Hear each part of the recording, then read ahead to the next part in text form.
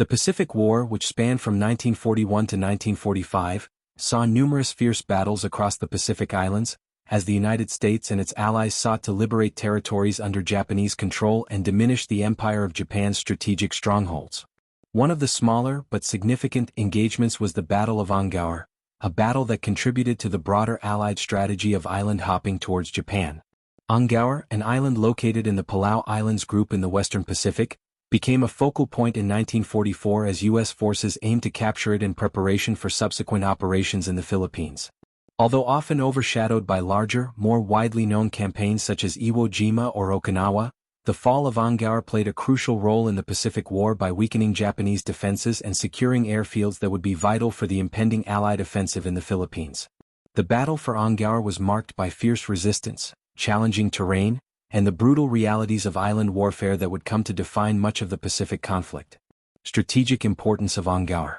The island of Angaur, located to the south of Peleliu, was one of several islands in the Palau group that the Allies targeted in the Pacific island hopping campaign.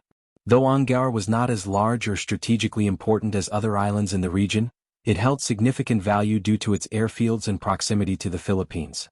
Angaur's airstrips were crucial for the Allies as they moved forward with plans to retake the Philippines, a vital part of the Pacific theater. The control of Angaur would provide the U.S. with a base from which they could launch air raids against Japanese positions and provide crucial logistical support for the ongoing operations in the region. Moreover, capturing Angaur would help isolate Japanese forces on nearby Peleliu, further weakening Japan's overall defense in the region. Despite being smaller in size and having a less dense population, the island would be fiercely defended by the Japanese, as they had fortified it in much the same way as other islands in the Pacific, with a network of bunkers and artillery positions. Prelude to the battle, Operation Stalemate 2. The fall of Angaur was part of the larger campaign to secure the Palau Islands, which was codenamed Operation Stalemate 2. After the successful capture of the Marianas Islands, including Saipan, Tinian, and Guam, the Allies shifted their attention to the Palau Islands, believing that controlling these islands would further cripple Japan's ability to reinforce and resupply its forces. The operation began in late summer 1944, and the invasion of Angaur was scheduled shortly after the landing on Peleliu. Though Angaur was not as heavily defended as Peleliu, its capture was still considered crucial to maintaining momentum in the campaign. On September 17, 1944, American forces, primarily consisting of the 81st Infantry Division, nicknamed the Wildcat Division, began their assault on Angaur. This division had been trained for amphibious operations and was tasked with capturing the island, as well as establishing airfields and logistical bases for the Allies. The Battle for Angaur. The American assault on Angaur was preceded by an intense bombardment by American naval and air forces. Similar to the tactics employed during the invasion of other Pacific islands, the U.S. military first softened up Japanese defenses with heavy artillery and air strikes. Despite the concentrated bombardment, Japanese forces were entrenched in fortified positions, including bunkers, caves, and hidden gun positions, making it difficult for the bombardment to achieve the desired results. On September 17, American troops landed on Angaur's beaches, facing little initial resistance. The island's defenders, numbering around 1,400 Japanese soldiers, were largely stationed in the southern part of the island, where they had dug in to defend key positions. The Japanese forces on Angaur were under the command of Lieutenant General Isamu Cho, and while the island was not heavily fortified compared to Peleliu, the Japanese defenders were still determined to hold the island at all costs. The initial landing was met with sporadic resistance, but as the Americans advanced deeper into the island, they encountered more concentrated Japanese strongholds. The Japanese soldiers on Angaur were prepared to fight to the death, following the common Japanese military doctrine of the time, which mandated that defenders not surrender or retreat. This fierce resistance made the battle a challenging one for the advancing U.S. forces. One of the primary objectives of the American forces was to secure the island's airfields. The U.S. wanted to establish air superiority in the region to support future operations, particularly the assault on the Philippines.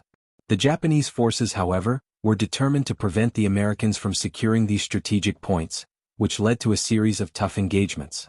The Japanese defenders on Angaur made use of the island's rough terrain, including dense jungles and caves, to mount effective counterattacks. They also had well-positioned artillery and machine guns that delayed American progress.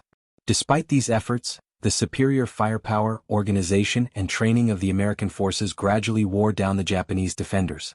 The American victory and aftermath.